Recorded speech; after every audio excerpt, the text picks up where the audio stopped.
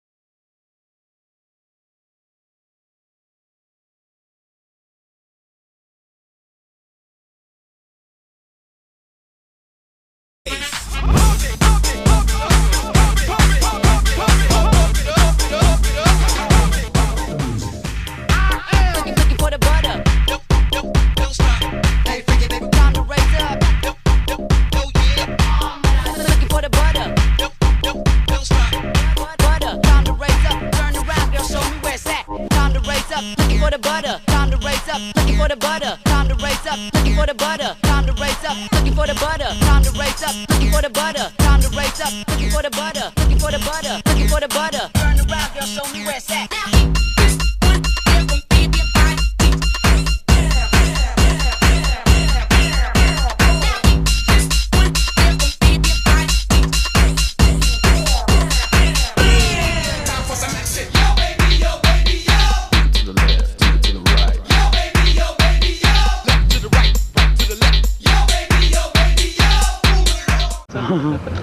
Your mom can never see this tape. And people in front, you got any comments? We just want our money, man. I know, that's what I want. Yeah, I love my mom. Alright, signing off for now.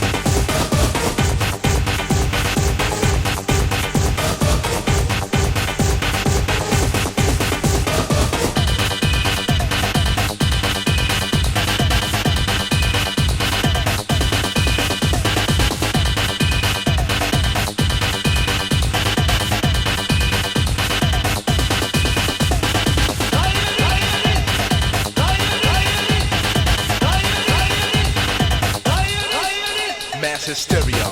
This is techno. House is not my home, but it clocks no. I checked about the late great JB. Instead it's said on national TV. How, when, and why? These are the main things that I heard when I strolled down the lane of memory. Man, I am with that.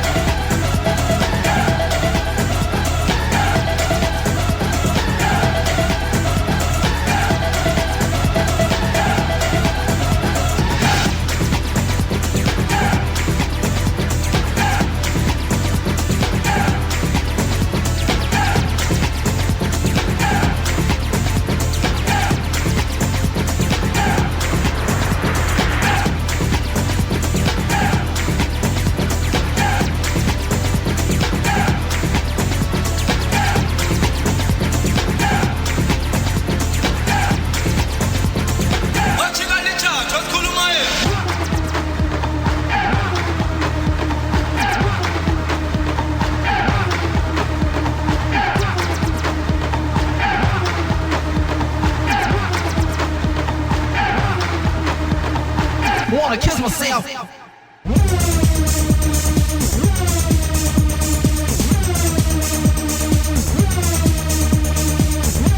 Wanna kiss myself.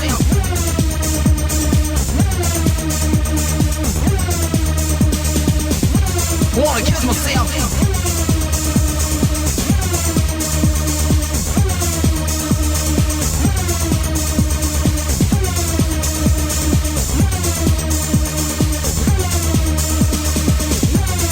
wanna kiss myself.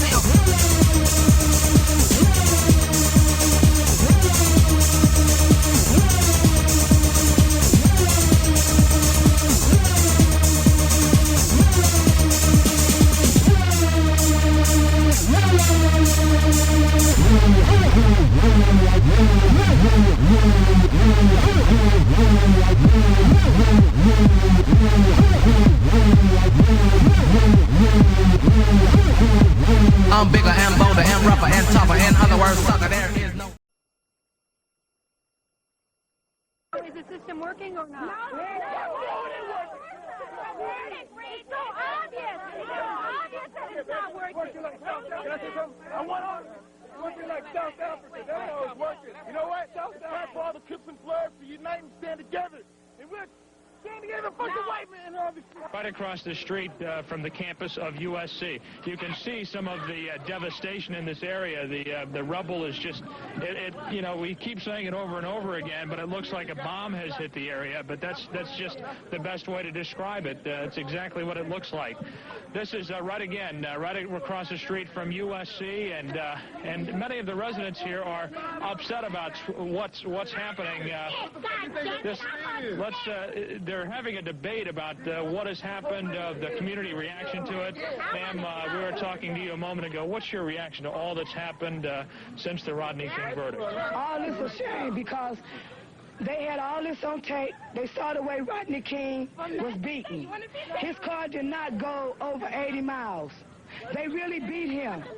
And it's a shame the way they let Powers walk out of there laughing and smiling. They know that it was wrong. And it's a shame the way they are acting towards us. And plus, they ought to stop tearing up our neighborhood and let's stick together. We got to pull through this. Stop burning our town down and let's pull through this. Let's go to Parker Center and march. We're not going to resolve this problem by burning up everything. We got to live around here. We got to eat. So where are we going to go now? Let's go down to Parker Center and march. That's true. All of it needs to stop. But I'm going to tell you one thing. I know the government or whatever. One at a time. Stop the violence. Let me talk. I know that the government, whatever, can't stand us black people. He's doing everything in the world to make black man be extinct. But I'm going to tell you one thing. Us black people going to survive. Yeah. Now, it's wrong about the black people tearing up the, burning down buildings. That's wrong. But still, through it all, we going to survive. So fuck everybody. I'm off. All right, well, that's just an example of the frustration that's being felt here right across the street. The cracked rib, 7 stitches above his right eye, a bashed-in nose, cuts and bruises all over. You are looking at a victim of a mob scene yesterday. You were on a delivery route yesterday that took you to Florence and Normandy. What happened, Larry? Oh, the only thing I know is people started throwing bottles at the windows, broke it, and the next thing I knew, they threw me out of the truck, threw me on the ground, and started kicking me. Was there any chance to escape? No. But none whatsoever. Could you even fight back? No. They were bigger than I am. Any idea how long this beating lasted? I mean, look at your body. You've got bruises over your legs. You said you have cuts on your hip, your face. You've got a knot behind your head. Do you know how long this attack took place? No, I do not. I have no idea. I lost all track of time at the time. Did you think you'd make it out alive? I wasn't thinking about nothing, just trying to just cover up and try to keep from getting hit so much. Do you know why you were attacked? No, I do not. No idea. And you didn't even know this trouble was going on? You weren't listening to the radio? You hadn't seen television? I don't have a radio in that truck, so I had no idea what was going on or nothing. And you just drove right into a mob scene? That's right. That's all I did. Well, thanks, Larry. In addition... are they not Asian-owned businesses throughout that corridor? I think most are, Harold. I think most are either Korean or Filipino, although there are a lot of Arabs that live in this area and a lot of Latins, too. So this is a very mixed neighborhood. And this is... You can see these 2 clowns behind the gentleman we're talking to. I mean, this is, they think a lot about what happened to Rodney King. I mean, that's the last thing on their mind. This is party time out here. This is rock and roll in L.A., and they're going from one store to the other. Now, you watched what happened. You've been trying to protect your store so far successfully, but you're just by yourself. Yes, by myself. I can't do anything. The security gentlemen that were here, there were 3 of them. They said, hey, we got to go because we can't control it. As soon as one squad car comes in here, it seems like that has an effect on it. Right now, just as we talk, behind you, the police are over here, and they're going back into the stores. So they're back where they started a little while ago. The police moved them. They went over here. They attacked that store. Now they're back on this side. Now, just a minute ago, before they moved across the street, we were taping as a couple of guys came out. I mean, there were hundreds coming out with lots of goods and everything. But we called a couple of the looters over and asked them some questions about it, and there were a lot of bystanders that weren't happy about their answers. Let's play that tape. Okay, here we go. You don't grab the microphone. You don't grab the camera. Back up. Back up. Okay, now you just got this stuff out of there? No, he found it right outside. Somebody else. It's just laying around. And why do you do this? Oh, I didn't do anything. Because they said... What are you talking to me? He's talking to me. I was walking down the street, really not wanting to be a part of anything, and all this stuff was just laying out there. Just laying everywhere. People throwing everything down here. Do you own it? Is it your stuff? Is it your stuff? Well, I just paid for it. Fighters, keepers, losers, weepers. That's it, huh? That's it? Let me have a word. No, he wasn't. How you doing? I never went in the store. I never. When they should have beat that black man's butt and let the people go. What if it was you? What if it was you? Let me ask you. What if it was you? Now's your chance. Okay, what if it was you? What if you got beaten like that? Why did you got beaten? And so you can go steal anything out of any They steal. They let him go. How come they don't let all these thieves go? They let them go. What's the difference? We got the black on this. What's the difference? What about the black? But see, I never. Well, baby, it ain't black. It could be white. Why are you killing real brothers? You talked about the white man. Don't call me brother if you don't mean it. Baby, this is as long as you love me, as long as you are part of my life, you are my sister, you are my brother. You still come your brother, fuck you. Fine. You have no right to take care of your man. I don't want. Hey, it's been fun. We gotta run. Good. Gene Gleason reporting live back to you. And there is looting going on. Police cars going by, and they're not stopping. What's the situation here? The situation is y'all respect us and we respect you. Until then, fuck you. Let me tell you something. Yeah. Apparently this looting has been going on all night and into today. Is that right? Yeah, you know damn well. Whoa. You know it wasn't fair for y'all to do right the king like that. The situation here is that it's basically uncontrolled. The police have been going by, and they have kept on moving, and we're going to throw it back to the studio. All right, perhaps Vons? Yeah, this is Vons on Vermont and 3rd, and I didn't know everybody was just running really crazy, and everybody was running inside the store, and we followed them. We followed everybody in, and I guess, well, the pictures really tell you what happened. What was the reaction of these people to you shooting their pictures? It was, excuse me, can you get out of the way here? I'm trying to do something. Nobody really cared. No, not at all. Nobody minded having themselves identified, their faces shown. No. No. That's what we've seen all day long. Same thing, looting going on with impunity. Nobody really worried about being caught, seen, What were they hitting? The liquor trays here? And, yeah, cigarettes, liquor, meat. Yeah, there's a guy shot at the end where he's disturbed that the meat fell out of his bag. One of the awful things that's been happening, liquor stores have been looted an awful lot. People drink that liquor. That inflames the situation immeasurably. Have you been seeing people drinking? Yeah, I've got a few shots with them last night when they're drinking and busting into the liquor stores. And look at this frenzy. Now, did you get any sense at all that these people were concerned one iota about the Rodney King verdict? No, not at all. Not at all. Okay, the first pictures appeared to be a video store, a warehouse store. This is the store that was owned by the Korean woman who said, angry? Who am I angry at? Who's to blame? This is the looting of her store and other stores in that region, taking whatever they could carry. What are you doing this for? Putting station. What happened? We get sodas. What happened here? People walking out with food, drinks, anything they could carry. Diapers, that in. And as we said, blacks, whites, men, women, old, young. What the police are calling the crime of opportunity. store now, and these people have been driving in throughout the afternoon, and they are looting. They are running around freely in and out of the stores, taking what they want. And Captain Ron has come online. Welcome aboard, Captain Ron. You've been over the scene. We've been watching this throughout the afternoon. It's unabated. And do you see any police presence? No, I don't, Harold, and thanks a lot. It's great to be back. I just arrived on this scene, and when I arrived, I thought that we had a fire on the north end, and then I thought this was routine shopping traffic for Fedco with all the cars out here, and just a closer look, and I realized that people are running around, and they're actually stealing out of the stores. Absolutely unbelievable to me as I watch this scene below me. Well, it is unbelievable, and we heard the mayor of Compton say that his city is clamping down, and they are going to put a stop to this.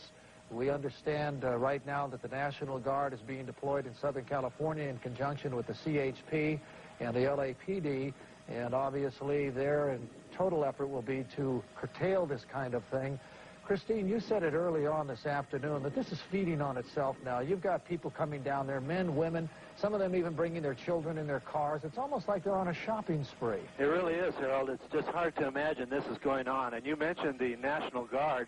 I've been listening on some of the aircraft radios, and there are reports that the National Guard is now deploying just south of the Coliseum. And once we get done covering this, we can head out that way and see if we can see some of the first deployment of that National Guard. We watched this looting at this shopping mall. I want to stress a couple of things that have happened.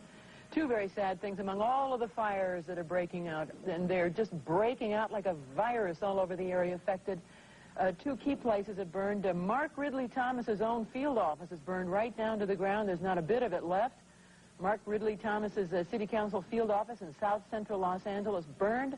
Also, a city library branch has been burned down to the ground. There is nothing left of it, and it is particularly sad, not only the loss of the books and what it means to the community, it's also a historical landmark. It's gone. And the people just walked in. The security guards gave up. The store said, that's it, we're getting out of here. And the people just walked in, some with shopping carts. They turned the sprinkler system on, we're told, so that the store could not be torched. They wanted to keep everything wet. At one point, we had a small problem, and we won't necessarily show you that, but one gentleman came up and tried to take the camera away from photographer Dave Bussey, and we had to retreat out of the store at that point.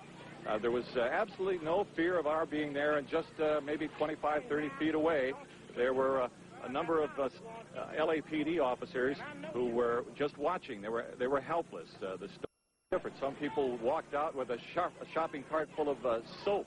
Others took liquor. Others took tape. You name it, they had it. And the parking lot was just full of cars. There were hundreds of people there. And nobody seemed to care much about it. Most of them were laughing and joking with us. And again, we told you about this earlier. Many of these folks brought their kids with them. And no one can quite understand what kind of a lesson that is meant to be for them. Folks were not at all reluctant to talk with us. Many of them did. In fact, one woman who came out with a shopping cart full of groceries was more than willing to talk to us. And as she unloaded it all, she told us that, yeah, she didn't think she was stealing anything, that it was there to be taken, and somebody was going to take it, so it might as well be her. We're losing our picture now. Again, we're the damage inside and out. Young people, people of all ages, teenagers. You wondered about the people there in their 30s and 40s and 50s who were going in there, bringing out cartons of food and other foodstuffs and supplies. Joe, do you get the feeling? Yeah, Harold. Do you get the feeling watching these people up close that they almost feel it's their right to participate in this kind of looting and lawlessness? That was the problem. We mentioned that last time, Harold. They think because of the Rodney King decision that they're not getting a fair shake, and this is their way of showing the system that they're going to get back. And here we have the lady with the shopping cart. She talked to us about what she took and why. Some cheese, some bologna, different things like that. Things for my kids, my godkids. Well, the police are not doing nothing. If they wanted to stop us, they would have stopped us already. What would you consider what you did? Did you say it was stealing? No. No, I don't consider it stealing, because if it was wrong, they would have stopped us. Right. You know, all this wouldn't have happened if they would have done us right. That's all I got to say. What's your name? Sharon Tillman. Sharon Tillman. Okay, thanks, Sharon. Nana, help me with this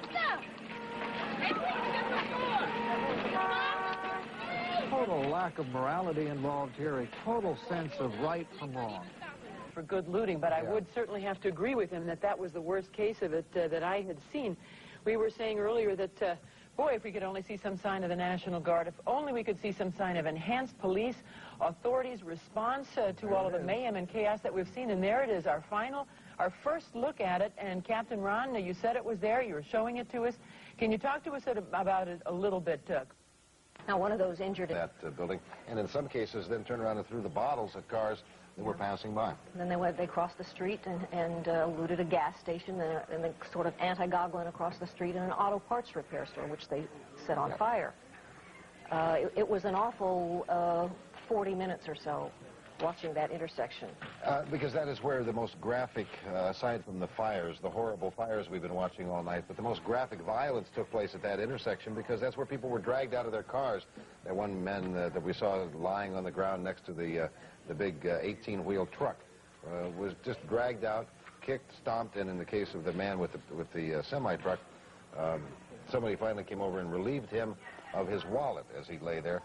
He is in very critical condition. Just rolled up here. We're at Western Avenue and 18th Street. Radio Shack burning behind us. That was what attracted our attention. And then we saw this. Come and look over here. Across the street, the Viva Market there. Those people are not shoppers. They are looters. They are grabbing whatever they can grab. I saw a man walking down the street just a little bit ago with an armful of diapers, and the looting hasn't stopped. Okay, look, over there, Gary. J.J. Newberry, somebody just threw a firebomb in there. It is now burning. J.J. Newberry burning here at the corner of Western and 18th Street in South Central Los Angeles. Black smoke pouring out of that area now. Two people running away. We don't know if they're the people who started the fire, but look at the smoke pouring out of that building. You can bet the flames will soon follow. This is an amazing scene here. You've got a fire behind me. You've got a fire that just started there. I mean, literally, since we've been on the air, just started there at J.J. Newberry, and people looting to the left here. I have a feeling that this Viva store, this grocery store, is probably going to go up fairly soon when they finish looting it. What have you seen so far? Like all these polluters everywhere, everything. Were you inside Viva? What's going on in there? Nah, I haven't been inside there. Well, I have. You have? Yeah, everybody's taking all the food and everything. See a lot of people running. Have you taken anything? To be honest, yes. What have you taken? Like cigarettes and that's it. Why? Why? Why are you breaking the law like this? You know this is illegal. You know this is wrong. Why are you doing it? Well, since I've seen everybody do it, that's why I just did it too.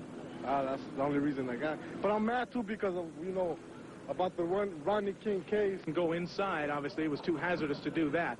But then we have the reports of others who say that someone did go in. Somebody drove up in a Jeep or a Suzuki Samurai.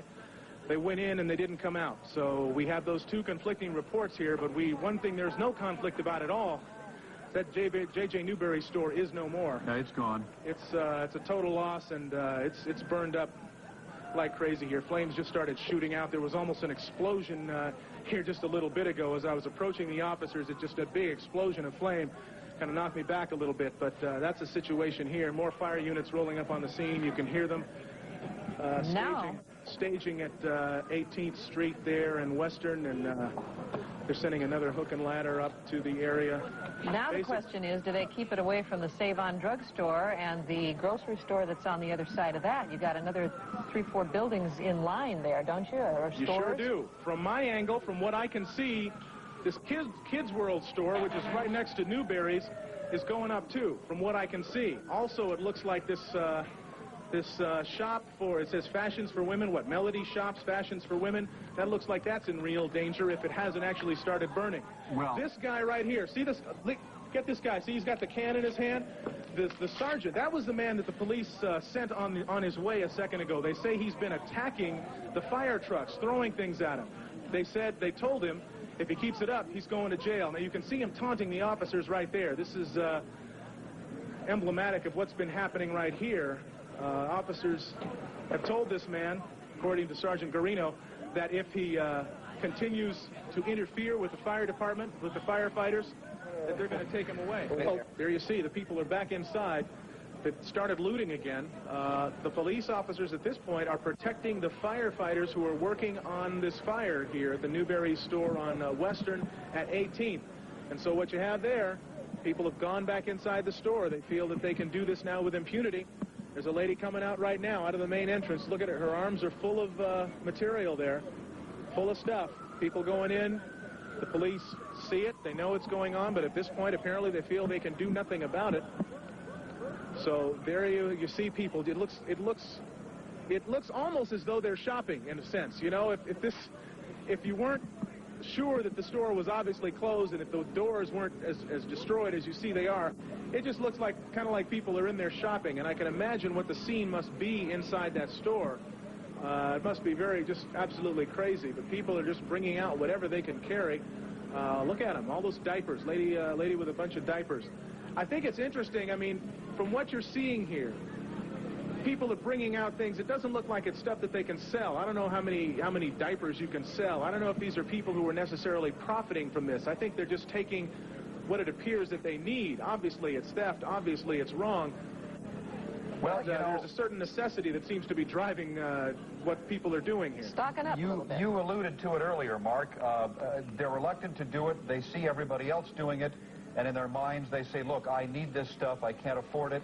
I'm going to do it. But if you ask them when they come out, like the guy with the cigarettes, they'll give you all the reasons why they shouldn't be doing it. Yeah, I'll tell you what. You know, we may actually move up there a little bit if we can stretch our cable that far and maybe ask some of these folks, talk to them, do an exit poll, if you will. All right, well, wait a minute. Before, I'm sorry, the hour is late. That's all right, we needed something This is a very serious situation. The police are coming up right now. Look. There they come. They're coming up to the store again. Maybe, I don't know, maybe they're watching watching the news. Whoa. Look at that. Whoa. Well, let's just fast.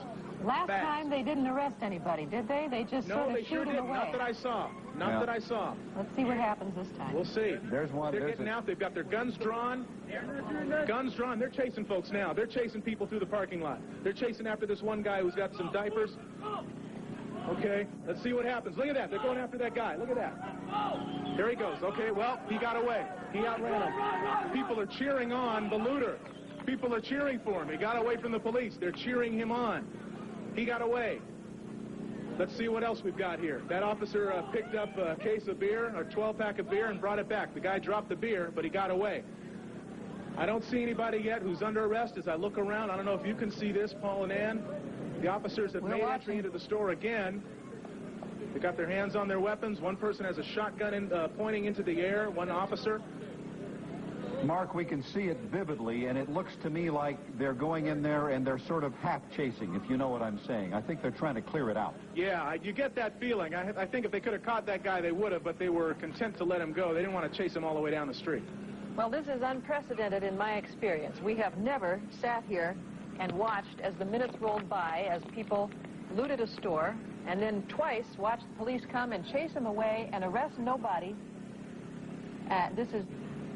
And then when the police move, 100 yards away to protect firefighters, the same people come back in and start looting all over again. It's an amazing situation, really. It's been very fluid here. AM. Well, we do not know, of course, what developments will occur this morning. We are getting some reports now of looting in Long Beach, but we do not know how much is happening there or exactly where. We should tell you that there has been a legal development, and that is that the U.S. government is now getting involved in a federal investigation involving those 4 policemen who were acquitted yesterday on all except for one charge, were not found guilty. And they have said that they will now conduct an investigation which could result in criminal indictments being leveled against these 4 police officers. We don't know how long the investigation will take, but it is now clear that the federal government is getting involved in criminal charges that Rodney King's civil rights might have been violated. We had one barrage of gunfire after another. It was like being in a war zone. And, of course, we began to characterize Los Angeles as a war zone a couple of years ago when the gang problem began to soar. We have really lived up to that. One other note I should pass along since we're here.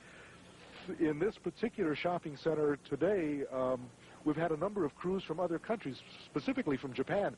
They seem to be taking a great interest in what is going on here. We also have, we are told, some correspondents from Korean television stations and news organizations who are intensely interested in what is going on here. And, of course, we've got news crews from all over the United States here. Let's take one more look at this area. Again, these small shops here And Lionel, as you pan over and you see the Pacific Telephone building there, just beyond the Pacific Telephone offices is a Bank of America. And as we were driving up here, we saw the Versateller, which was just ripped out of the wall. The access door into that area so that you can get back into the mechanics of it, that was torn out. I don't know how much money they got away with, but they went right to that. Again, as we continue on, there's the Boys Market, ripped. Everything in there of any sort of value is taken out.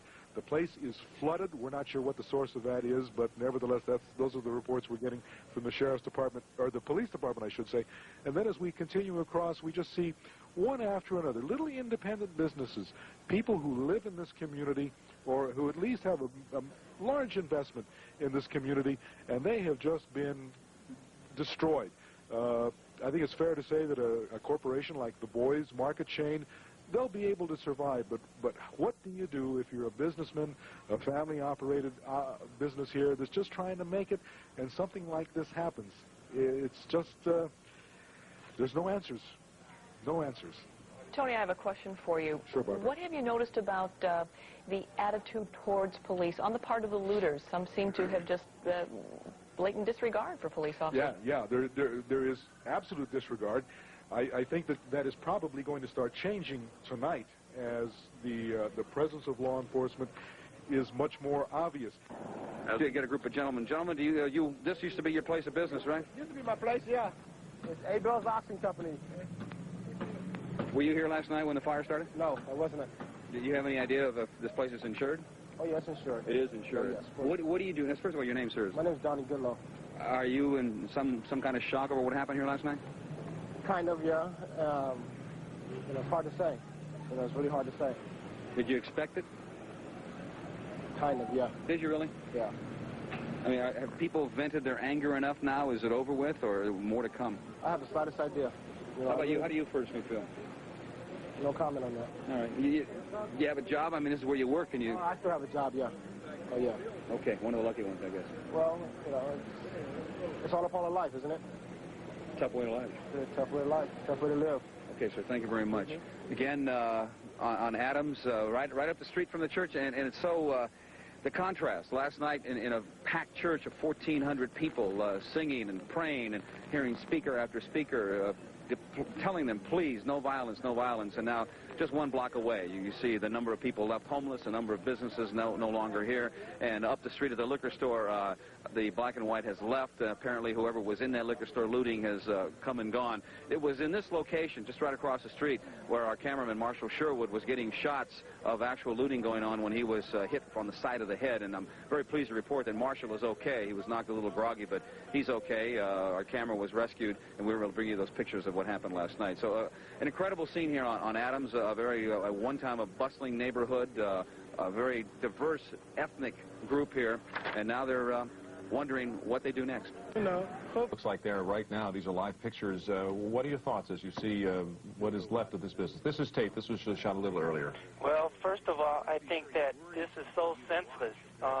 They're burning everybody. I really don't think that my dad deserved this type of treatment. It's a black-owned pharmacy, and he has good rapport with the neighborhood. I just don't see how this can happen to Doc, which is what my father is named in the area. Basically, this store, I'm crushed because I'm 28 years old, and that pharmacy set the foundation for my college education and the current job that I'm employed with now. I leave fond memories of that, and I've worked at this store since I was 10 years old. And I remember how my father used to always drag me down there to build a solid work ethic for me. When I wanted to go play with my friends, he sent me down there to the store and taught me, business skills at an early age. And I really don't.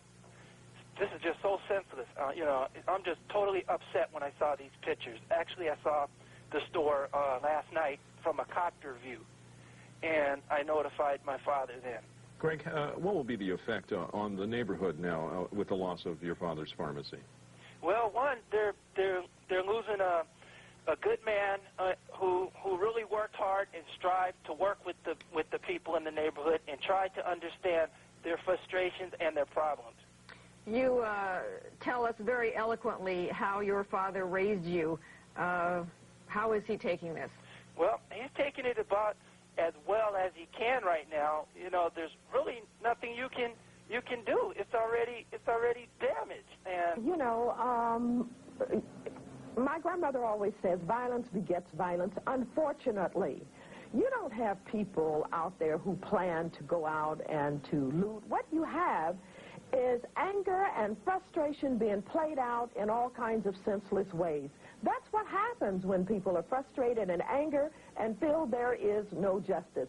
The black males that are out on those streets, they decided with that verdict that there's nothing they can do to show that there is police abuse and violence. There's nothing they can do to get justice. If, in fact, when you have something as graphic as the videotape that captured the beating of Mr. King, and that cannot get you a conviction, then they really don't care what happens now. Many of them are just out there. They don't know what they're doing. And I focus on what created this situation, the real shame, the real violence, the real outrage, the real violation of everything was with that beating. And to have that conviction has triggered a kind of anger and resentment that's going to be hard to put a cap on. Everybody taking the shit? No, we are. Now, if you are in control of the neighborhood, what are you going to do with it now? What are you going to do with it? Are you going to loot it and burn it down, or what happens next? No, it stays like it is. We don't care what happens to the neighborhood. It's our neighborhood.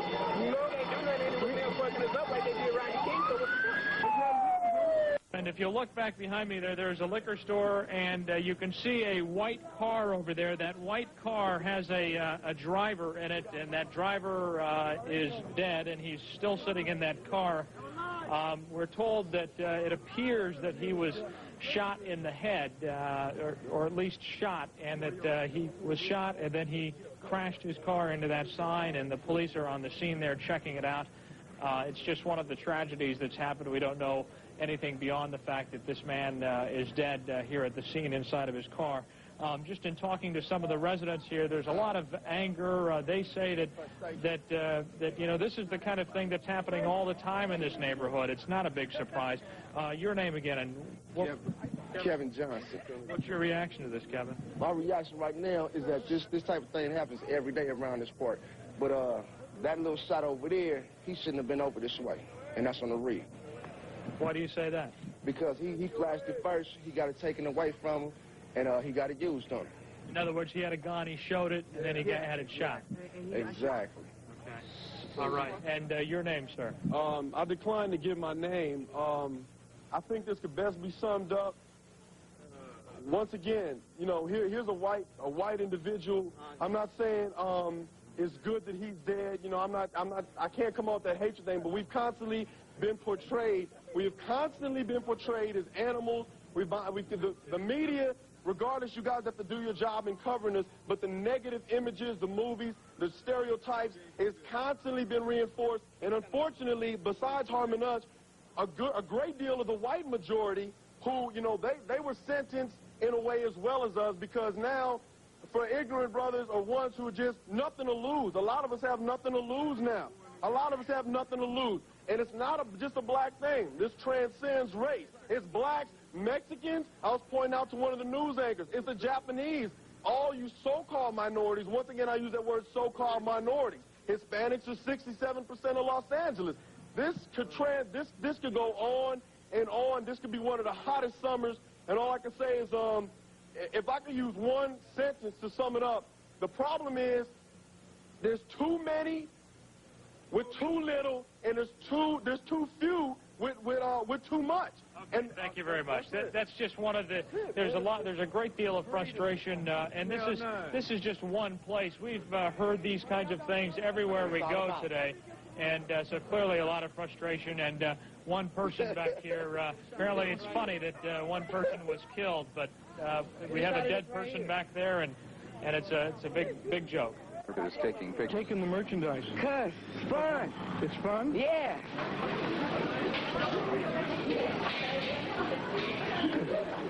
Why are you taking it? Why? Because it's free.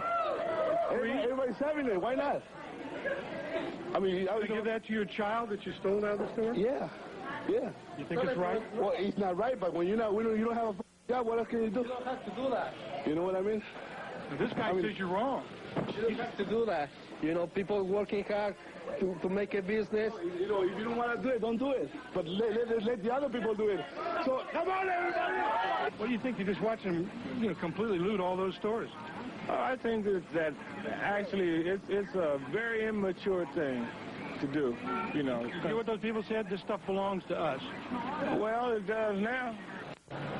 Now they're saying that, well, it was thugs and it was gang members. Look around you. These people are not thugs and gang members. These are women, children, babies, people that live in this community who are tired of the constant oppression and constant abuse that they've been served by this community. And one would say, well, okay, we shouldn't be doing it, and they shouldn't be. But by the same token, I'd like to see the media say that the jurors in Simi Valley are as racist as they're claiming that these people are thugs.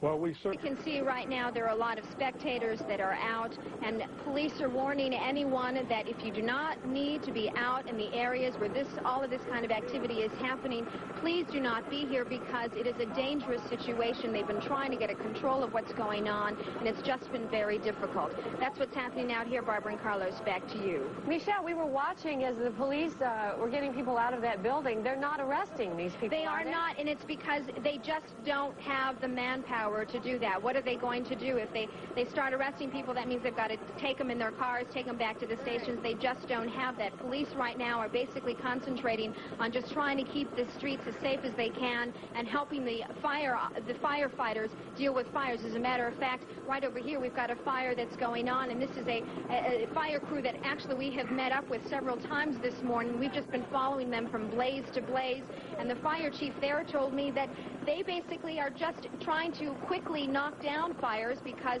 they can't necessarily put them entirely out because they just need to deal with what's going on at that particular moment and then go on, and they are aware that just by quickly knocking them down, they're not entirely taking them out and they'll flare up again. And so a lot of the fires that you're seeing taking place right now are just fires that have started to burn again that haven't necessarily been completely knocked out. And I watched the faces of some of the people behind you. It's bizarre. It's almost as though they're all there for a party. There's not any Yes, that's right. I mean, people are out here watching, people are participating. It's just very chaotic. And some people here, although they are not participating, they are basically not necessarily discouraging what's going on. And then others are here. I saw a few people trying to discourage people from going in. One of the questions that I have for you, Michelle, is just how widespread this is. You drove to this scene. Now, how far is that from the blast place you were at? This is actually probably, I'd say, maybe less than a mile, perhaps a mile from where we are. Most of this activity that's going on is basically in South Central. This one's coming down live. We've got a little bit on tape. You can see this wall that came down. That was about 10 or 15 minutes ago. That was the appliance store. The back wall that came down, most important for these people, that was the back wall that came down near the residential structure. What is, however, most significant about the scene here is the number of people hanging around. Yes, we've been reporting there is a curfew, but either these people don't know about it or they just don't seem to care because the streets have been packed here with people. This woman cares very much. It was your business that's burning down now. Tell me what you told me before about it. For what? You were saying how horrified you were that this could actually make you homeless. You have no insurance. No, I don't have insurance. Nobody has insurance. This is for 17 family people that work in here. 17 family people. All that merchandise is for 17 people. And nobody has insurance. They make it $5, $10 a day. This is they are living with this money, you know. They are not selling drugs. They are not selling nothing. Only 9 hours, 10 hours they are sitting here and for the business. This is Korean. Everybody is Korean, but they don't want it Korean. I don't know why, and I don't know how. I don't know what. I don't know really. Stupid people. And when I come here, you know, I saw the police is watching. Only they're watching. Why they are not doing nothing? If they can do nothing, they can say to us, we are doing something, you know. I understand. Let me explain. Everybody can do something because we are live. I have to live in the estate. I can't pay my rent now. What can I do? What everybody can do now? South Bay, the Hawthorne Plaza has been hit and hit hard and hit again. They put up these boards today, but the people just came back in, tore the boards down, and went right back into this Montgomery ward, and this is the result. This is the damage. Police tell me that they believe there might be 3 looters still loose inside the mall, even though it was shut down hours and hours ago, because people just keep coming back in. There's no way to completely secure it. You see television sets, you see clothes, you see Panasonic phones, you see remote controls strewn all over the floor. And there's looters that know that this is still here, and unlike other parts of the city, they continue to hit again and again and again. We even understand that some have been coming back with bolt cutters in anticipation that there is going to be something to get through. You see the security gates right down there on the floor. They pick those up, about 4 or 5 people, just like they were toothpicks, and push them back down. Now, earlier we were here when the police left and the looters came back in, and we have some pictures to show you of what the scene was like. Within minutes of police leaving, the looters were back on the scene. Even fights erupted over some of the merchandise. That's what happened. That was the scene outside the Montgomery Ward auto parts store when people just couldn't contain themselves and they began to actually fight over some of that equipment. They keep coming back and they keep coming back. Eventually, at this location, police arrived on the scene with their weapons drawn. They took some people into custody, but a lot of the people that live here say not enough. We're going to roll another back here at Baskin-Robbins. As you can see, they are all total losses as of now. The heat is very intense. We're standing about 30 feet away from it. I can feel it on the back of my neck. Actually, I don't know if it's even safe to be here. Joining me now, Neil Kamenkirk, one of the people that lives next door. Neil, what happened? Well, they came by here and came back from over there, went right over to the Radio Shack and totally ransacked it. And who do you mean, Neil, when you say they? Well, there was a gang of about, and they weren't a gang, they were a group of people, about 100 people, 90% black, 10% everything else, and they broke down that Radio Shack, and they'd already been here last night, and they ransacked it, took everything out. I watched them, and then they burned it to the ground. It's a big loss. A lot of jobs are lost here. A lot of people are out of business. I know all these merchants here. I live right across the street. They're not coming back. Thank you very much, Neil. Let me move aside. Mr. Hayden, come on in here. I understand. Do you live in the area? No, this is my assembly district, and I was nearby, and I had no intention of being interviewed. I just came to try to understand what the gentleman you were just interviewing was talking about the effect on the neighborhood and the effect on the merchants.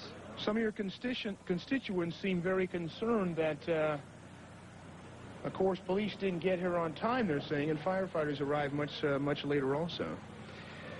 Well, it's a big city. I mean, it's an amazing spectacle from the air, and I can understand their concerns, but this is so out of control. The police and firefighters are just simply overextended, and hopefully they'll be here soon, but hopefully this whole episode will run its course within a few hours as well. Andy, let's walk up. This is the 7-Eleven here in Mid-Wilshire area. One of the employees here who didn't want to go on camera told me they closed about 5 o'clock tonight. So this happened sometime between 5 and now. They totally looted this store. They just ripped the doors open right here, trashed the entire place. They ripped open, Andy, can you zoom in there, those Money Quick ATM machines. They ripped it right off the wall there to try to get the money. If you could see in there, those are those ATM machines in 7-Eleven. They went right for that first, I guess, ripped that out to get the money. All the debris is strewn all over the place. They got the Coke, 7-Ups, everything went to the cash register, pulled out one of the video games as well. This happened in the last few hours or so. Spin around over here. Police are making 3 arrests right now. They are going to arrest these 3 people who they say participated in the looting here. These are just one of the many sweeps that police are doing here in the Mid-Wilshire area, all around town to try to stop this looting. Police in riot gear, moving around. They were here. They held these people here for, I believe, the last half hour or so, waiting for some transportation. Very frustrating. They were going to let these people go, but now they finally have some transportation, and they are going to book these people in the county jail. I'm David Goldstein reporting live from Mid-Wilshire. Back to Jerry. Very brief. Thank you. A couple of new developments for you. One of them just crossing the wires now. Unfortunately, in the last hour, we have to increase the death toll now to 22. Two white men on a motorcycle were attacked by a group of 15 or so African Americans in Long Beach tonight. This happened in Long Beach. Both men on the motorcycle were beaten. One of them was shot and killed. The other individual who was beaten is now at Long Beach Memorial Hospital. We have no word on his condition. As soon as we do, we will bring that to you. Another development, you know, a lot of people last night had been asking the question, why, after Governor Wilson ordered the 2,000 National Guard troops into our area, was it taking so long for them to get here? In fact, they were due on the streets by about 3 o'clock in the morning, and as you probably know by now, they did not actually hit the streets until about 2:30 this afternoon, which is about a 12-hour delay. Governor Wilson tells us the reason for the delaying the deployment was that there was a lack of bullets, a shortage of ammunition. The ammunition that the troops needed was at Camp Roberts, which is in Paso Robles, and it was simply a logistical problem of getting the ammunition to the troops where they needed it. When the governor found out about this, he ordered the troops into action, as it were, with what ammunition they do have. The governor, upset about this, said it shouldn't have happened and it would not happen again. Also, Governor Wilson heading to our area now. As you probably know, he is due to survey the scene in a National Guard helicopter and later to go over to Parker Center to confer with officials there. That's the latest from the update desk. I'll join you again in a couple of minutes. Jerry. All throughout this city, and everyone is saying this is in retaliation because of the Rodney King verdict. Well, folks, if this is retaliation for a verdict that people are not pleased with, you can't help but believe that people are destroying their own communities. Hello. Fires on every corner. We're at Pico and La Brea. Everywhere you look, there are fires. There are people standing here needing help, and they can't even get help. It makes you frustrated. It makes me very, very angry. I know as a reporter I'm supposed to remain objective, but sometimes you just can't remain objective when you have people hurt, and there's nothing you can do about it.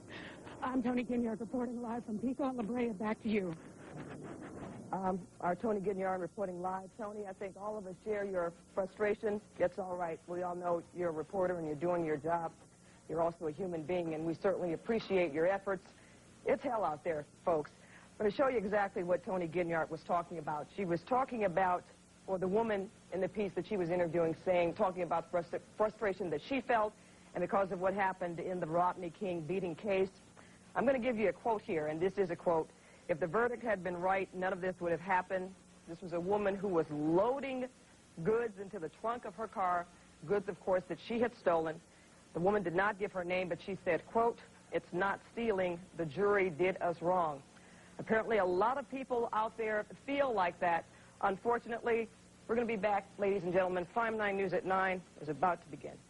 Inside a Montgomery Wards that was looted for the first time several hours ago. Looters keep coming back. This is the kind of store that when the National Guard gets here to this area, they'll be standing by to protect. Right now, LAPD is standing by and protecting this store. But let's swing past Officer Higgins here for a second and give you an idea of what's happened inside this Montgomery Ward store. It's absolutely incredible. It's just been cleaned out. Things have been thrown around, ransacked, and if we pan down here, we'll show you the latest set of goods that officers stopped someone from stealing. They took these items, allegedly I should say, took these items, and officers followed them to their home, got the stuff, made them bring it back and put it back in the store. Now, you heard earlier today that somebody told us that their mothers, they saw people with their kids with their mothers coming up to a Radio Shack store, and the mothers were instructing the kids to loot the store, go inside, take particular items, and bring them out to the car. Well, I'm here now with Officer Higgins, and it's a similar kind of story what happened here, except in this case, the child was a 2-year-old. Tell me what happened. We observed the vehicle leaving the area with freshly wrapped packages in the rear, which gave us a clue that they were most likely not recently bought at this hour when there's a curfew going. So upon our stop, one male passenger got out and ran from us. The female with a 2-year-old baby was left in the vehicle, at which time the baby started crying. We couldn't see it. I guess it was on the floorboard down. As the vehicle... The baby was on the floorboard of the car, so not even in a child safety. And they ran for about 3 blocks up from us, running a couple of stop signs on the way. So the safety for the baby, to me, kind of wasn't even thought about. So as we are have no resources. We brought the items back to the store in which she said she got the items from. We took a picture of her, the vehicle, and the merchandise, and we'll go for an application for complaint at a later date. So you just let her go home, be with her baby at this point, and then you'll file a complaint later? Yes, after getting good ID from her. Yeah. I don't know how you comprehend any of this, but can you comprehend parents taking their kids to go looting? No, just I can't understand how you could teach somebody to do that. I don't understand. This is where she lives, too. She lives in the neighborhood. She shops at this store, she says, and she came back. She knew where the items were to take them for free, I guess. Okay. Thank you very much, Officer Higgins. What kind of example are we setting? I guess we're on the air now. We've just established communication lines here. Behind me, a whole shopping strip, you can see it's obviously that has been destroyed. It was torched last night, but the building continues to burn even this morning. If you look over here, this building right here has been burning most of the morning, and firefighters have not been around. They have not been anywhere to be seen because they have simply said, we're going to just let this building burn to the ground. As we cross the street, you can see the Kenny Shoes and the Foot Locker stores that have burned down as well. So many businesses around here, literally dozens of businesses in this block, and now I'm at the 86th Street and Western area. Earlier we were at Normandy and Florence, the area where all the violence initially started. Neighbors in this area are some of them condoning the violence, actually, and some are saying they're completely against it. Let's walk over here and talk with a couple of individuals that may be interested in this. Obviously, you're from around this neighborhood, you say. What do you have to say about what's been happening to your neighborhood? Well, man, I understand what the people are going through, you know, as far as, like, you know, being pulled over by the police and everything, you know, and this is a way to let go their frustrations. But then again, you know, tomorrow the elderly people have to shop in this area and everything like that, man. But, hey, you know, you got people over here, man, they live in this community, too, and they've been going, you know, you can just drive by, and by being a young black man, you can get pulled over for the police for nothing, you know. Is this the way to answer your frustrations? Is this do you condone this violence?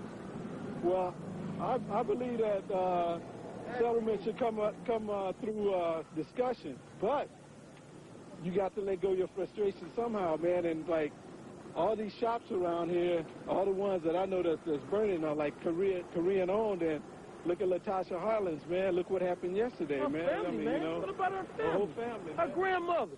What about, man, how you gonna put James Brown in jail and you let a motherfucker on tape beat him down? You have to control your language if you're going to be on television. How you gonna Tell me, first of all, they beat him down. you He's not even moving. Do I condone this? Yeah, I condone this. Did you commit it? Huh? Are you part of this?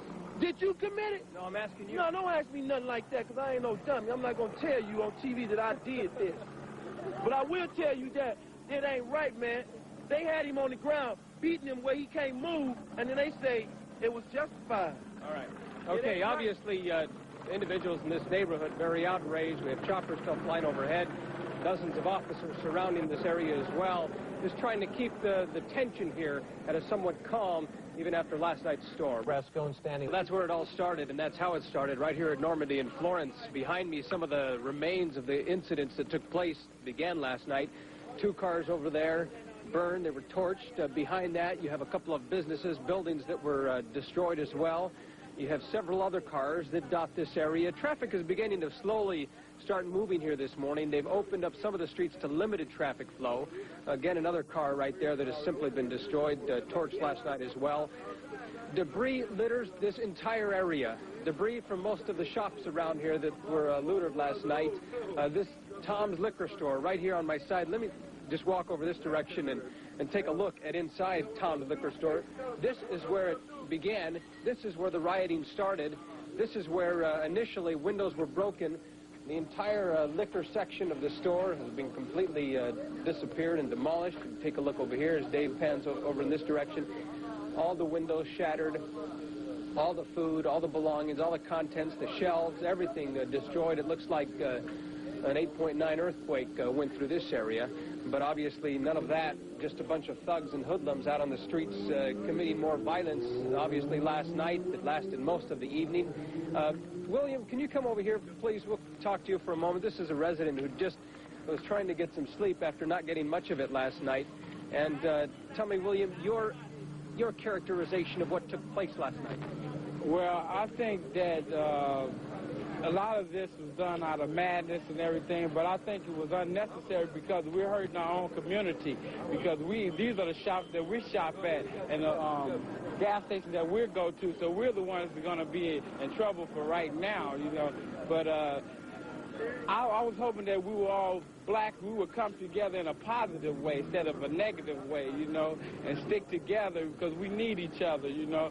And you know, it's sad, you know, it's sad to see all of these businesses. A lot of these businesses are black-owned businesses, too. So, you know, we can't just say that it was a result of the Rodney King thing and beating, tearing down things. And this is black-owned businesses, too. So I just hope that we come together as brothers and, you know, take care of business and not all this foolishness, you know. So this is not the type of, the individuals who committed this violence, not the type that would be going off condoning any type of, I mean, the justice that was served as far as the Rodney King incident. Well, we all sad because of Rodney King. You know, that was real unselfish. What they did, those jurors, that was wrong. We all feel for Rodney King, and that was the wrong thing for them to do. But we shouldn't have tear down our neighborhood like this, though, you know, because this is our place of residence, and we need all these places, you know. And I don't know, I'm sad. I'm sad to see all this, but this is my neighborhood, you know, and it doesn't make any sense. All right, thank you, William. One of several comments that have been echoed throughout this community, what he said earlier and what I spoke with another woman earlier as well, it's a sad commentary. This whole idea is just hurting our own community, something that should be mentioned because most, as the gentleman said, most of these businesses are owned by black individuals. The patrons who shop here are black. The employees are black as well. So we have several hundred individuals who no doubt will be out of work because of the businesses that have been torched. Reporting live from Normandy and Florence in south central Los Angeles, I'm Art Rasco. If you look behind me a little bit, I don't know if Chuck can pan over here. I know there's some people standing here. You look all the way back, you can see the firefighters, crews up on ladders, trying to get into the building now that it's daylight, now that they can see the situation.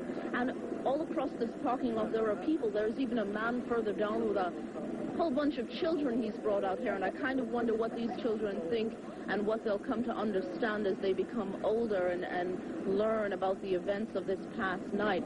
So many people out here. In fact, I want to see if I can get this gentleman over here, if we have time, that is. Come on over here for a moment. Hi, I'm Charmaine Wilkerson, Channel 7. What's your name? Farouk Akmal. Now, I noticed you brought a whole bunch of children here. Let's see if we can see the kids. Come over here. And I have this question. You know, this has been a crazy night here. A lot of people very upset about what's been going on since yesterday afternoon. What do you think? What's the idea of bringing the children out? Well, I would like them to understand where they are, where they live, and what type of society this is, and what type of violent society this is. And it's What do you think of this society and this violence? Well, I think that basically it reflects basically what happened in court, you know, the verdict that of the beating of Rodney King. But what does this accomplish? What do you mean, the violence here? Basically doesn't accomplish anything, you know. It's just, but it just shows where people are thinking and what people are holding, you know, and the injustice in the society is being shown through this violence, you know. Okay, thank you very much. I know you brought your kids out here. A lot of heavy thoughts this morning, and there had been looting people here who, in their own words, have been riding, as it were. They've been to a number of spots. What's your name? Russell. Russell. You say you were riding. What does riding mean? What I said was I was there at the time of the riding. We was, you know, just frustrated, mad, angry, wanting somebody to understand, you know, what the situation is. You have a lot of people giving opinions, but unless you live in the neighborhood, unless you deal with the brutality, unless you deal with the police on a day-to-day basis, you cannot really say what's right and what's wrong. It's not right to hurt innocent people. It's not right to burn down the buildings. But if that's what it takes to get, you know, for somebody to listen and understand us, then that's what we have to do. So you're saying you want people to listen and understand. At the same time, you're saying you don't think it was right for people to burn down buildings and to hit people, innocent people. No, I don't think that was right. I mean, but when you have a ride, there's going to be innocent people hurt. There's going to be innocent people hurt. There's going to be probably life, people killed, you know, buildings burned, you know, the whole scene.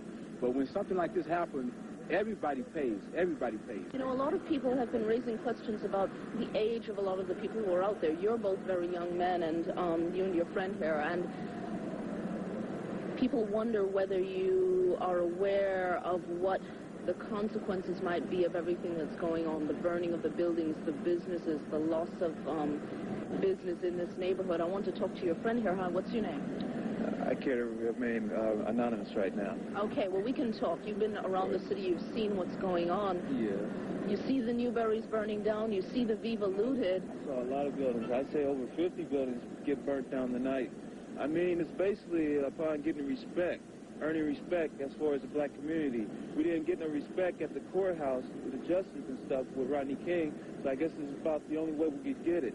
But what does burning businesses in the area, loss of life, injury, do in terms of building respect for people in the community? How does that contribute to respect? Well, this is going to show them that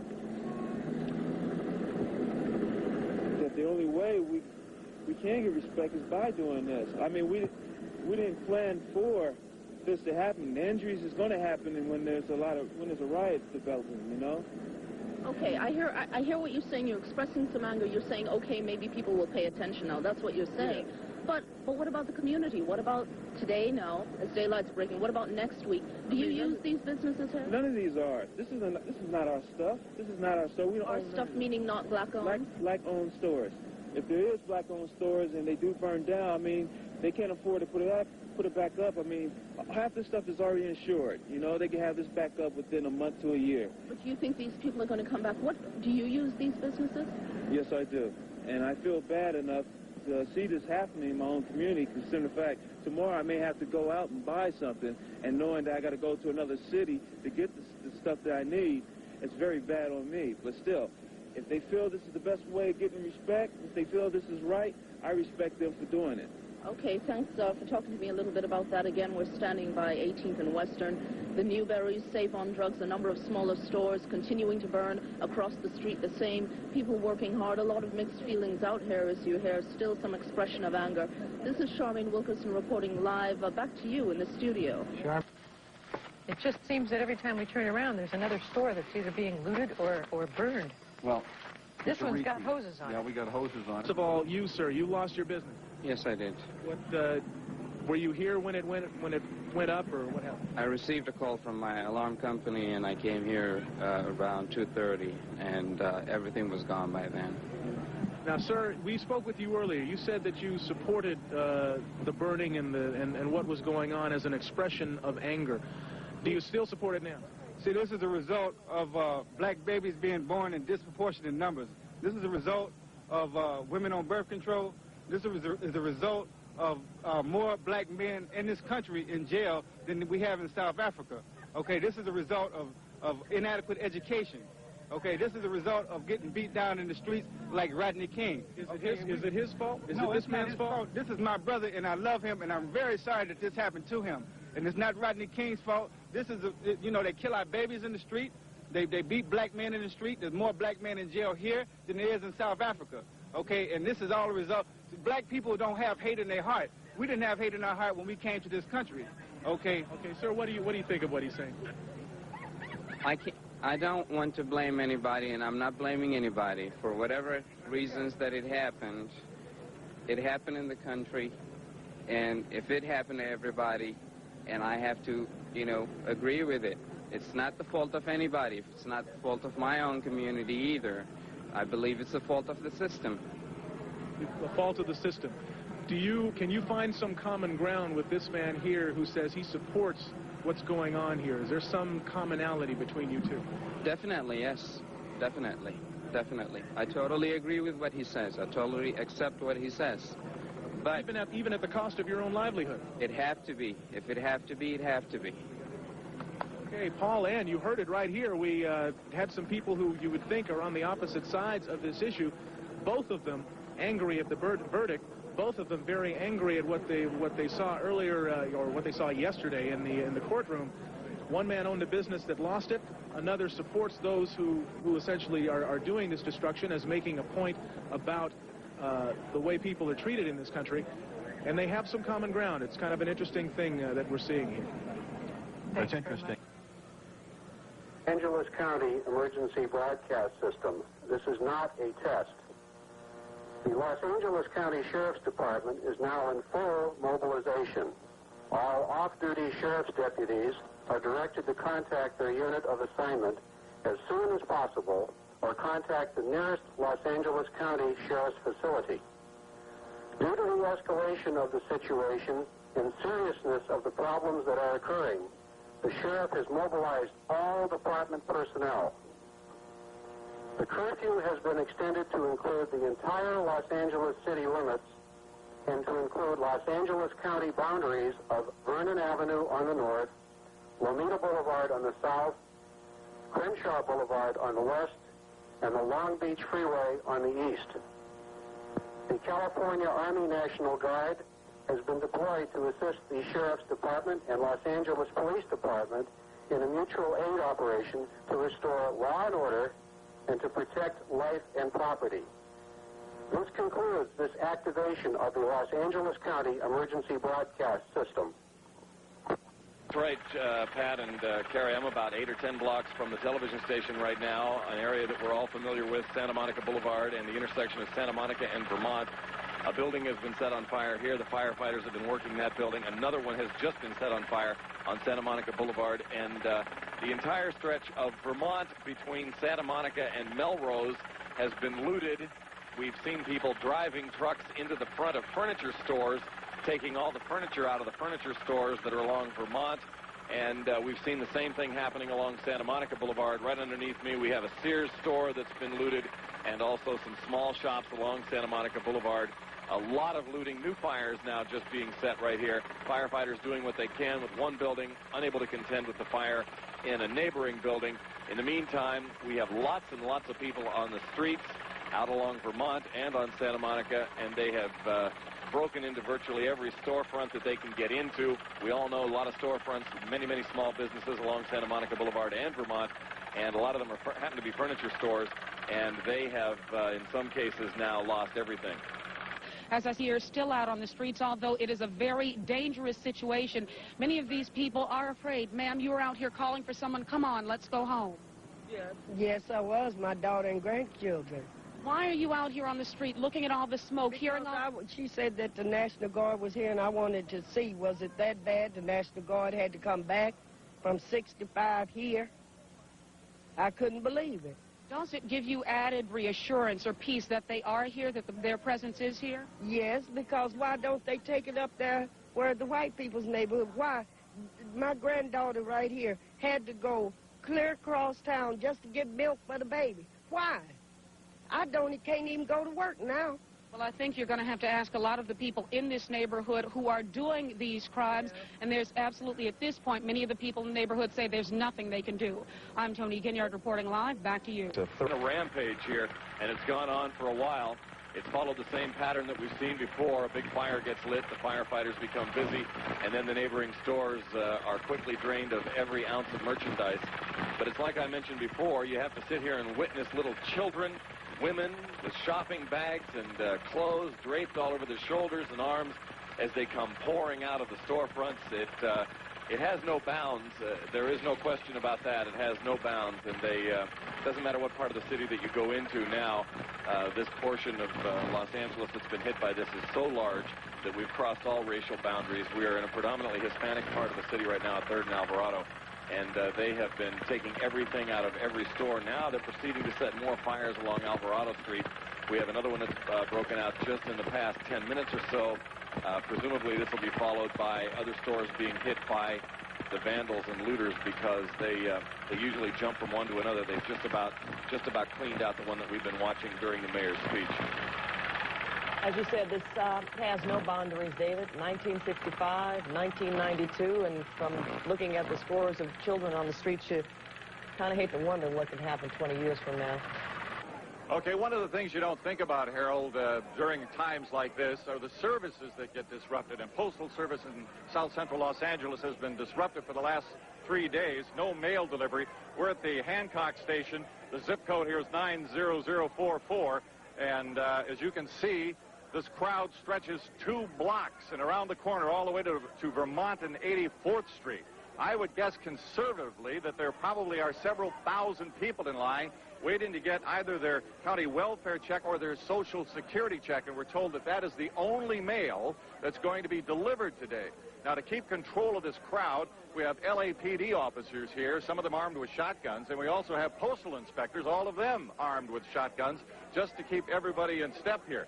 Now, they're letting people in 3, 4, 5 at a time. They give them their mail, they come out, then another 3 or 4 or 5 people go inside. Now, let's go over here and talk to a few folks and see how their lives have been disrupted by not getting their mail, and now they've got to get their checks here. Excuse me, can we talk to you a second? Oh, she doesn't want to talk to us. This lady want to talk to us? Yeah. When was the last time you got mail? Oh, here, okay. What's the problem here? When was the last time you got your mail? Tuesday, well, Wednesday before it actually happened. It happened Wednesday, and after Wednesday, everything got out of control. And this is nothing but the tip of the iceberg. Okay, now, how long have you been in line? Since about 7:30, 8 o'clock, and it hasn't moved yet. How long do you think it's going to be before you get inside? 9 o'clock tonight. Wait a minute, what's that? Come here, come here. 9 o'clock tonight. Okay, that would be a conservative. Okay, what'd they say? They said 10 to 2. Everybody gonna get their mail. It's gonna be about 3 or 4 o'clock tonight before it gets mail. Now, what are you waiting to get? I'm waiting to get my check. Okay, how important is? Do you need that check now? That's right. I got to feed my baby. Plus, they finna put me out on the street. Okay, there you have it. Wait a minute. Sweetheart. What's that? This is already a bad situation, and we are being more exploded because we are acting like animals, and the feeling of the effect is not. Well, we're having a little dispute here. Needless to say, tempers are a little short, and one can imagine why, but everybody's here. There is a concern. The post office here is only going to be open from 10 until 2 this afternoon. Obviously, everybody is not going to get inside. Again, you can just see this line, 2 blocks at least, around the corner on 84th Street. And, of course, the police are here just to make sure no tempers get out of control and everything stays calm. But these folks want their checks. They want their money. They got to feed their families. I'm Joe McMahon reporting live in South Central. Back to you in Hollywood.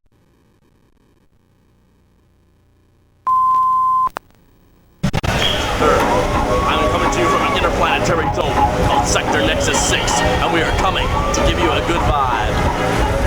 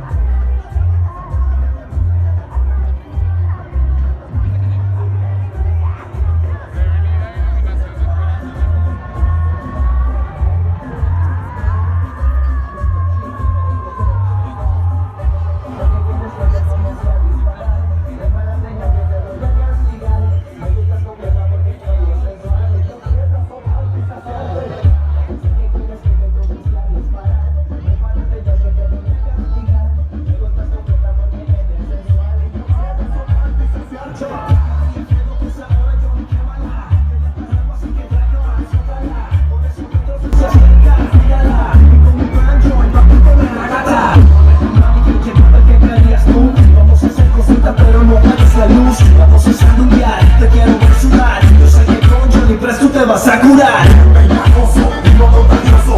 Johnny Press, nuestro Press, lo más malicioso. A veces unánimo y se ve delicioso. Yo quiero perderlo porque está bien apetitoso. Pero vaya trabajo, yo no quiero que diga tu país. Te quiero saborear como si fueras Apple Pie. Quiero hacerte aquí conmigo, yo no quiero fight. Y no picheo porque siempre vamos a la raíz. Quiero completamente soy chilín. Quiero el infierno que venga a sacar un poquitín. Tengo lo tuyo y a mi papá soy chiquitín. Vamos al grano, mami, que me quiero divertir. No sé qué quieras que me comience a disparar. Prepárate ya que te voy a castigar. Me gustas completa porque eres sensual. Y no quiero soltar licenciarte. No sé qué quieres que me comience a disparar. Prepárate ya que te voy a castigar. Me gustas completa porque eres sensual. No quiero soltar licenciarte. Vengo zafado, vengo rankeado. Es que el trago siempre viene pesado. Pero voy a soltarte de lado. Atrás tu favor porque